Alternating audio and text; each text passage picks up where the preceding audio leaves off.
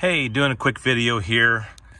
So we just had this number 2 pump replaced a few days ago, and while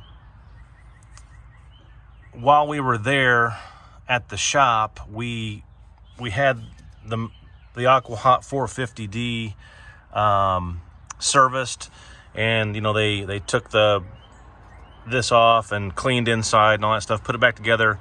What we tried was I went inside and we turned on zone 1 and zone 3 inside, which would get both pumps going, and the AquaHot system did fire up, and the burner was blowing, was working. We didn't really test zone 3, which is the bedroom heat, to see if it was working. We just assumed, since this was on and there was no fault codes up here on the board for pump 2, that it was working properly. So when we got home, I turned on the zone 3, which is the bedroom, and it still blows cold air out of there.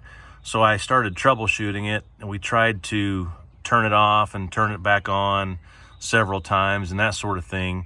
What I found out was, so I came down here, and this pump number 1 is working properly because number 1, we can feel the tube coming out of it, and it's what I'll say hot. The pump number 2 hose was still just barely warm. So I was thinking maybe it's not circulating. Pump number 2 still not circulating. There was no fault up here on the board.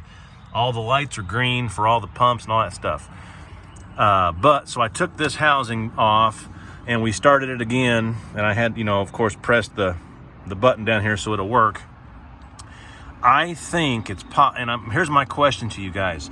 Do you think it's possible that pump number 2, the one we just replaced, doesn't have any juice to it, not getting electricity? I'm looking at these wires, and there's black to brown, red to purple, black to white, red to green.